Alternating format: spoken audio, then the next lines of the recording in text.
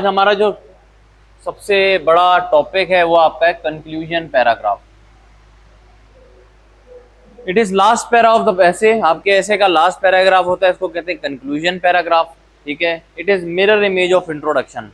ये डायग्राम देख रहे हैं जो मैंने आपको पहले दिन बनाई थी, ये देखें इंट्रोडक्शन उल्टा ट्राइंगल, और ये देखें सीधा ट्राइंगल आपका कंक्लूजन है। दैट मीन्स इसका उलट ये है, उलट ऐसे कि मिरर है। जब हम मिरर की तरफ देखते हैं तो मिरर में दूसरी साइड हमारी रिफ्लेक्ट होती है। ठीक है, that is why this thing is called mirror image of the introduction paragraph. Intro paragraph का ये कंक्लूजन सेंटेंस पैराग्राफ जो होता है, ये सिर्फ और सिर्फ इसका मिरर इमेज है। इसका क्या मतलब है, यानी कि इसमें वही चीजें होंगी एज इन इंट्रोडक्शन, बट इसका स्ट्रक्चर डिफरेंट होगा। इसका स्ट्रक्चर क्या होगा, डिफरेंट होगा। बाकी it should be the same thing. अगर आप लोग ये समझते हैं ना कि मिरर इमेज होता क्या है, तो आप लोग मुझे खुद बताएंगे कि इसका स्ट्रक्चर क्या होता है। तो गैस करना चाहेगा इसका क्या स्ट्रक्चर होगा आपके कंक्लूजन का? जी, वेरी गुड, सिंपल है। हम इसमें क्या जाएंगे, स्पेसिफिक से जनरल की तरफ जाएंगे।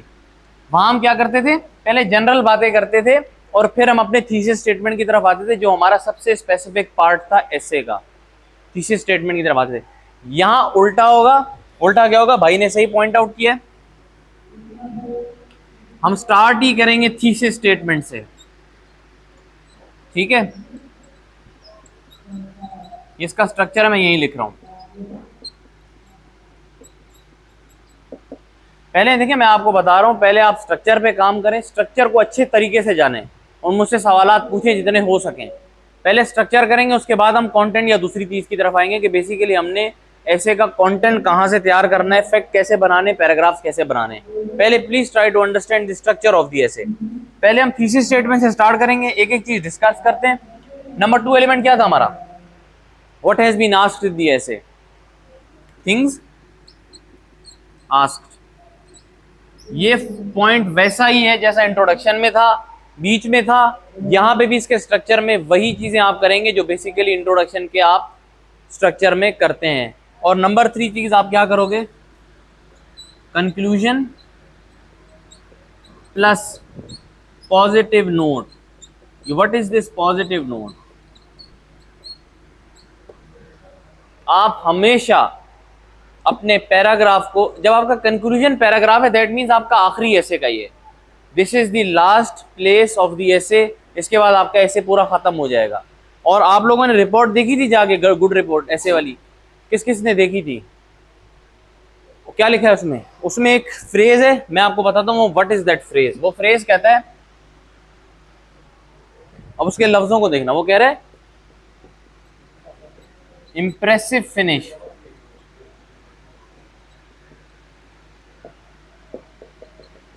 एफपीएससी आपसे मांग रहे हैं impressive finish. What is this impressive finish? इसको इंटरप्रेट क्या किया जाएगा, that is positive note, positive बात, सम गुड वे फॉरवर्ड। जी बिल्कुल, उम्मीद आपने देनी है, होप।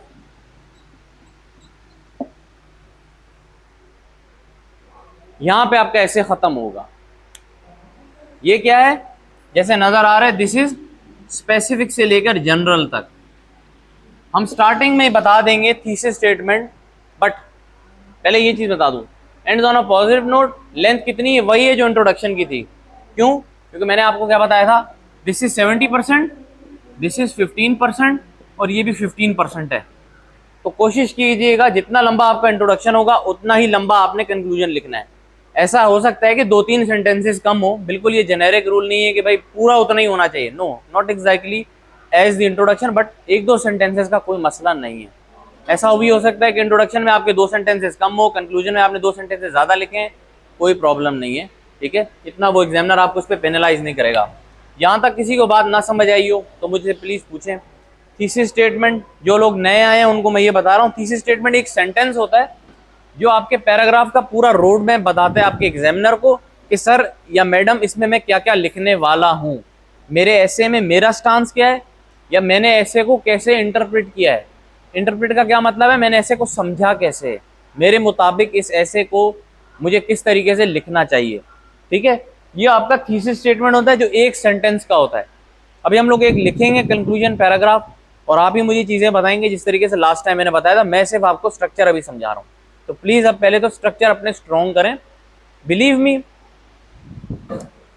इस साल भी 2-3 दिन पहले रिजल्ट आया था ना, तो टॉपर के कितने थे ऐसे में?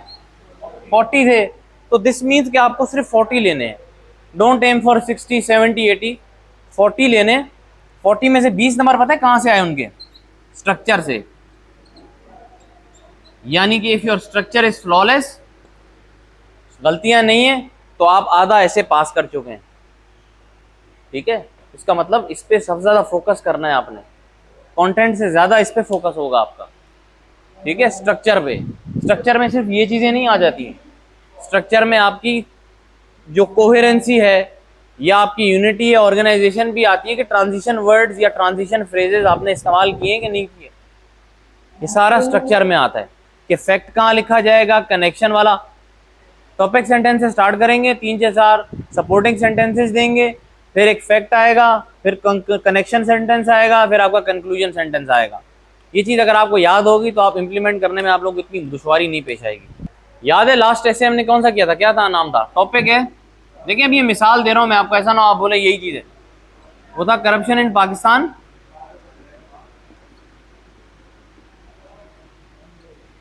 Causes and remedies.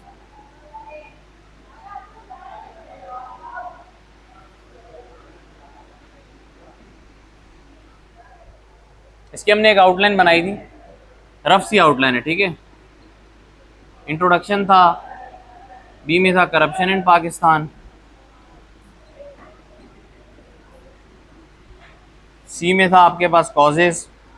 अभी पूरा पूरा नहीं लिख रहा, समझ जाओगे आप। ठीक है, जो मैं बता रहा हूँ, 2, 3, 4, 5, 6। डी क्या था? रेमेडीज। इसमें भी आपने 1, 2, 3, 4, 5, 6, और लास्ट में आपका कंक्लूजन।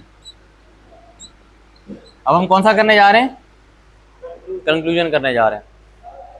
पहले में अगर हमने इंट्रो, चले पहले स्टार्ट करते हैं, लेट्स स्टार्ट। सबसे पहले आप स्टार्ट किससे करेंगे? ट्रांजिशन वर्ड से। कौन से वाले? रिजल्ट वाले। रिजल्ट वाले कौन से? To sum up, to conclude, to recapitulate, X Y Z. Madam कह रही है टू सम अप से स्टार्ट करते हैं। To sum up the whole discussion.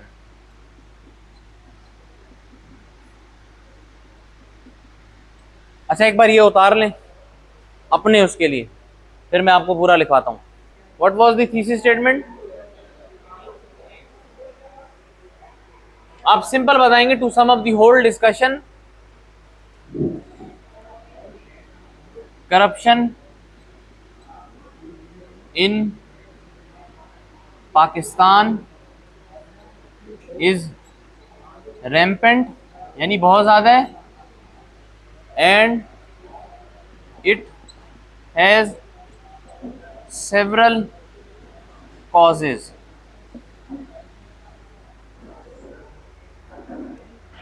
ठीक है, क्या बोला आपने? To sum up the whole discussion, corruption in Pakistan is rampant and it has several causes. कहां से स्टार्ट करेंगे? कोई कॉज बताएंगे मुझे करप्शन का? एनीबॉडी? जो हमने कल 3 डिस्कस किए थे ना, उनके अलावा आपने मुझे बताने हैं। बताएं, सोचें प्लीज, क्या कॉज है करप्शन का? हाई इन्फ्लेशन, और anybody else? Desire of power और पॉवर्टी। आप चलो पॉवर्टी से स्टार्ट करते हैं। वही लफ्ज कर रहा हूं यूज। कौन सा? One of them.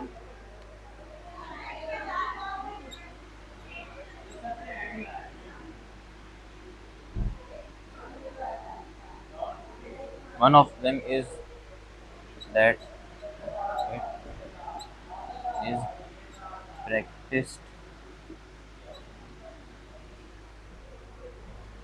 to end corrupt poverty. गुर्बत को ख़त्म करने के लिए लोग करप्ट हो जाते हैं। नंबर 2 बताएं जी। बोले बोले प्लीज़ पार्टिसिपेट। चलो लिटरेसी करते हैं। Also this evil exists due to mass illiteracy.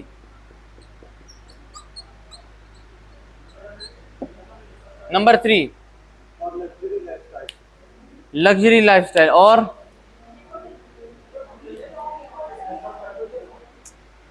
कर चुके हैं, पर ये कि आप लोगों से मैं पूछ रहा हूं, यू कैन राइट इट, आप ना लिखें but I am just writing it. और बताएं प्लीज। अकाउंटेबिलिटी का मैं वो हो चुका है। और वीक लॉ एनफोर्समेंट, ठीक है। कौन सा ट्रांजिशन वर्ड यूज करूं, कोई बताएगा? मोर ओवर या लाइक वाइज कर लेते हैं। देखिए बात सुने, आप ना ज्यादा ट्रांजिशन वर्ड्स याद कीजिएगा, जो इंट्रोडक्शन में लिखने की कोशिश करें वो ना यूज करें। इससे क्या होगा, राइटिंग में डाइवर्सिटी नजर आएगी कि यार बच्चे को सिर्फ 3-4 चीजें नहीं आती, ज्यादा आता है। तो क्या करेंगे आप, 3 से 6 से 7 आप क्या करेंगे, ट्रांजिशन वर्ड याद कर लेंगे जो एडिशन के लिए हम यूज करते हैं। लाइकवाइज रीजन क्या बताया था किसी, वो लॉ एनफोर्समेंट, ठीक है।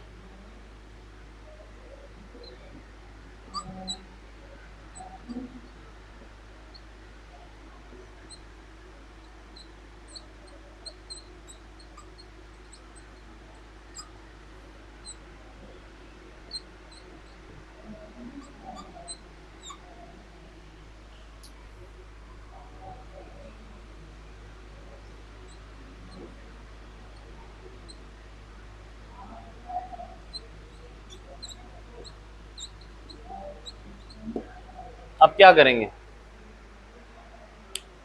बताएं। दूसरा एलिमेंट क्या है हमारे पास, रेमेडीज का है। बिल्कुल कनेक्टिंग करेंगे सेंटेंस। वो क्या होगा, कंट्रास्ट वाला। कौन सा वर्ड यूज करूंगा मैं ट्रांजिशन का, हाउएवर, ठीक है। ऑन दी अदर एंड कर लेते, ठीक है। On the other hand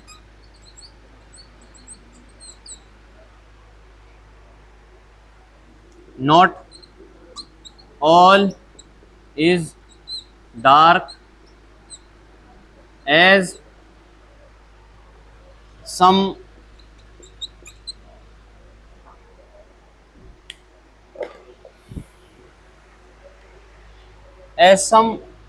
effective strategies can eliminate corruption in Pakistan. अभी मैं क्यों लिख रहा हूं, जो ओल्ड स्टूडेंट्स हैं उन्हें तो समझ आ गई होगी, जो कल आए हैं। ये इसलिए लिख रहा हूं कि मैं अपनी राइटिंग में कोहेरेंस पैदा कर रहा हूं, मैं अपनी राइटिंग में यूनिटी पैदा कर रहा हूं। मैं ऊपर वाली बात को नीचे वाली बात से कनेक्ट करना चाहता हूं। इसलिए जो मैंने ये चीज लिखी है ना, ये सेंटेंस मेरा क्या है, एक तरीके से कोहेरेंस क्रिएट कर रहा है मेरे पैराग्राफ में। This is why I have written it. मैं वहां पे लिख रहा हूँ यार, याद रखना ये मैं यहाँ लाइन लीव नहीं कर रहा, मेरे पास जगह कम है इसलिए मैं वहां लिख रहा हूँ। आपके इस पैराग्राफ में या किसी भी पैराग्राफ में कभी भी आप लाइन नहीं छोड़ते, you never leave a line और इवन अ स्पेस। इतने से ज्यादा अगर आप स्पेस लीव करोगे ना तो उसका भी एक अलग मीनिंग होता है, नेवर लीव स्पेस। मैं यहां से कंटिन्यू कर रहा हूं, लिखूंगा वहां पे, ठीक है। लिखूंगा on the other hand, not all is dark as some effective strategies can eliminate corruption in Pakistan. For example, अब देखिए ये भी मेरा एक एडिशन का वर्ड है, I can use this. For example, मुझे अब आपने बताया it can be curtailed by providing employment opportunities to the masses। ऐसा ही है, ये एक हो गया। बाकी 2 सेंटेंसेस हैं, वो कैसे लिख लेंगे, आप बोलेंगे एडिशनली। जो भी आपका सेंटेंस है वो लिख दिया, इतना तो समझ आ रहा है ना, सिमिलर पैटर्न यूज कर रहा हूं। उसके बाद एक और लफ्ज यूज कर लूंगा सिमिलरली, एक और मैंने रेमेडी बता दी। ओवर विद द रेमेडीज, जो मेरे से ऐसे में पूछा गया था वो खत्म हो चुका है। अब मैंने क्या करना है, मैंने अपने ऐसे को पॉजिटिव नोट पे एंड करना है, और वो बड़ी मेन चीज है, पॉजिटिव नोट। और ये वाला एस्पेक्ट है ये ऐसा कि आपको इस पे बहुत काम करना पड़ेगा कि कैसे आप जो होप देंगे लोगों को। तो आप क्या करोगे, आप जनरल बातें करोगे होप की। आपने ये बातें कर दी कि भाई ये रेमेडीज हैं, इससे आप करप्शन पाकिस्तान में खत्म कर सकते हो। फिर आप लिखोगे इफ measures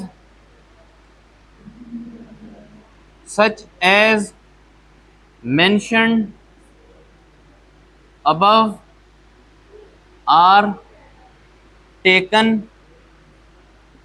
immediately, या इमीडिएटली की जगह आप इसको लॉजिकली लिख लो, ठीक है, या एफिशिएंटली लिख लो, that is a much appropriate word, efficiently, ठीक है। Pakistan can come out of this evil of corruption, ठीक है। A corruption free Pakistan is the prosperous Pakistan.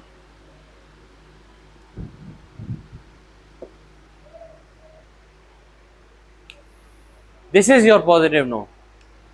1 से 3 सेंटेंसेस में आप कोई भी जनरल बात करोगे ऑफ होप,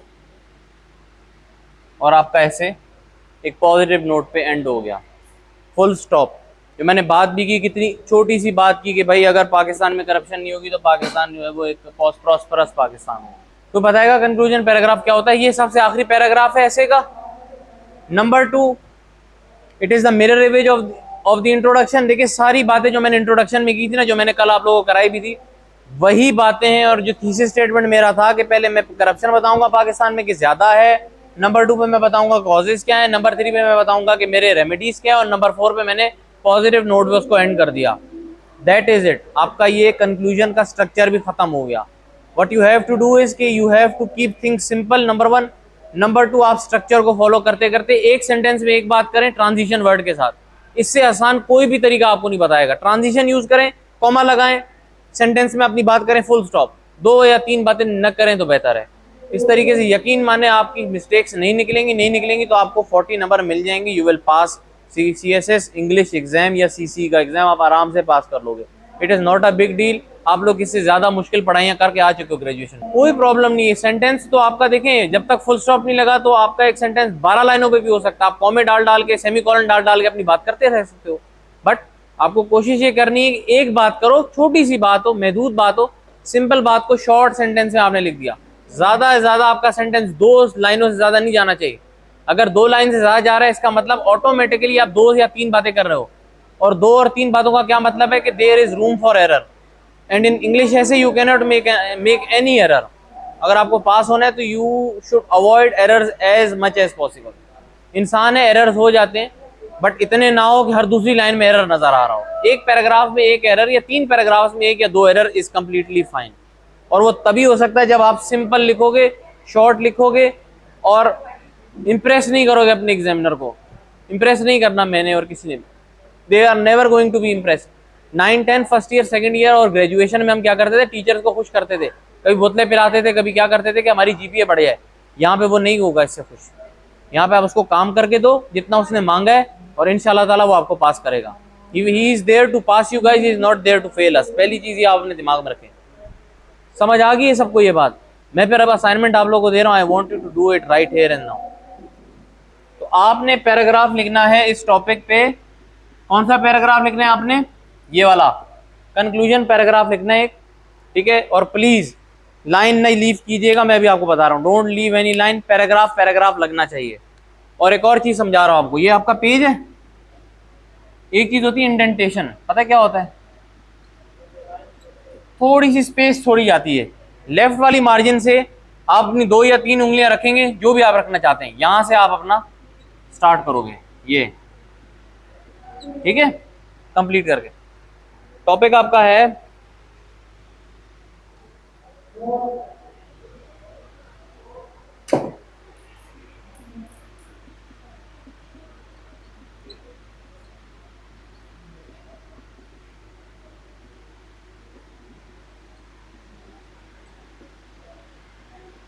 ठीक है भाई, इजी है बहुत। Start writing it, you have 20 minutes, start writing it.